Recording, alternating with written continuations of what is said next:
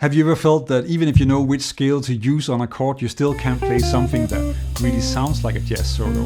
I've worked with hundreds of jazz beginners who felt the same way, and it's not about learning more scales, but about turning those scales into great jazz music. So in this video, I'm gonna show you how to easily build this overlooked skill and start playing solos that sound like real jazz with chromaticism, rhythm, and phrasing. To start, let me show you what actually makes a solo sound like jazz instead of just a random string of notes. Most beginners run up and down a scale like this. But you actually want it to sound like this. Notice how the phrase has shaped rhythm and connects with the chords. That's how a jazz phrase should sound, and it's a lot more fun to play as well. Scales are just a collection of notes, and rather than just hoping that they fit, you'll sound much better and enjoy yourself more if you learn to create phrases and licks that really work with the music. So let's break down a simple process you can use to create musical jazz phrases. No advanced theory or crazy fingerings required. One thing that ruins most beginner solos is that the solo doesn't connect with the harmony, and that's where scales immediately fall apart as a way to solo. Here's what you do instead. A solid lick for a C major 7 chord using the C major scale and an extra chromatic note could sound like this.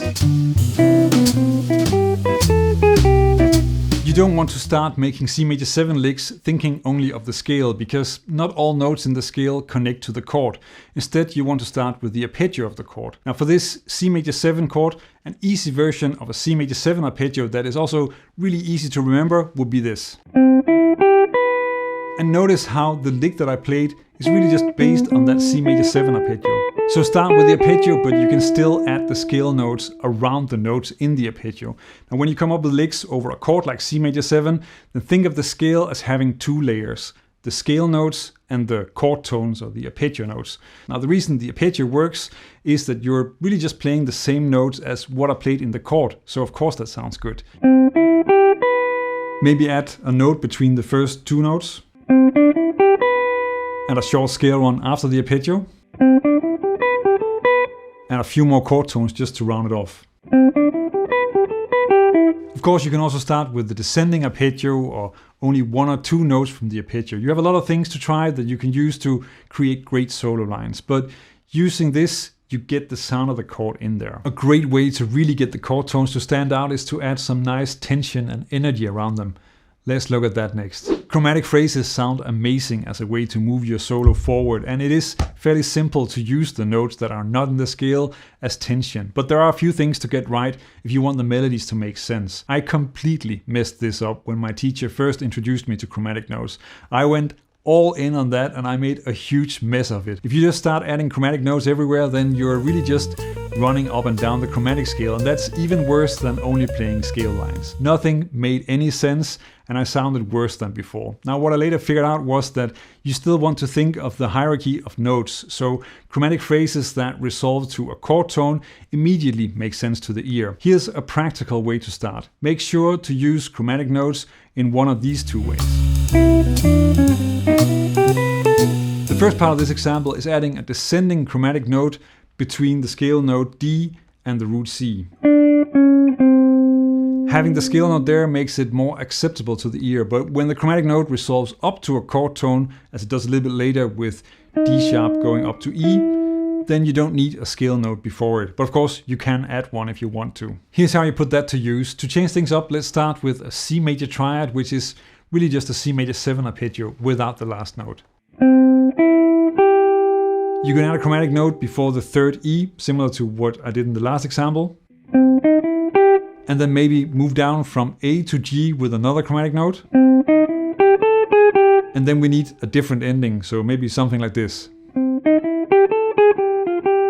Don't consider the things that I showed you here rules. If you find a way to add chromatic notes that you like, then just go with that. This is just to help you get started experimenting and coming up with your own licks. Until now, you've only worked with notes, but let's take a look at a few rhythms that can really change how your solos sound. There's no jazz without rhythm, and until now you've only been playing 8th note runs, but you don't want to get stuck there, and these two tricks will change things up quickly. It fits perfectly that the starting point for all the licks has been arpeggios, because you can add a triplet rhythm to an arpeggio like this. Here the arpeggio is played as an eighth note triplet, which makes it begin an eighth note later. Another equally useful way to turn an arpeggio into a triplet is to add a leading note before the first note, the root. That gives you this lick, which is also a favorite of both Charlie Parker and George Benson, with that long chromatic run from the 7th down to the 5th. Here's a simple way to try this. I'm going to focus on the triplet arpeggio with the leading note, so you can start with this. There's room to add a note on beat 1, so let's start there. And then just run down the scale and add a chromatic note before ending on the root. Even with the right notes and rhythms, your solos won't work without jazz phrasing, and luckily there's an easy trick to get you started with that as well. The biggest challenge with phrasing is that it's subtle, it's all in the details, which makes it hard to practice, but I'll show you a simple way to improve your phrasing, and the best part is you've already heard it in the examples in this video, so it's already getting into your system. Check this out. And notice how this ending sounds a lot better than this. And the only difference is that now the phrase ends on beat 1 on that E, and that makes it sound heavy and a bit boring. But it is incredibly easy to fix this if you do what I've done in the examples in this video. Just add another chord tone so that the phrase ends on an offbeat. And this is true if you add a longer phrase as well. So here I'm ending on the 2 and. It's a lot of fun to create solid jazz lines like this and start building a set of tools for putting them together. Now, besides phrasing, there's another way to use chromatic passing notes that adds energy and also a layer of syncopation to your solos. I'm going to show you how you can add phrases like this to your playing to get a much more surprising and energetic sound. That's in this video, which is also about one of the biggest aha moments I ever had learning jazz. Check it out.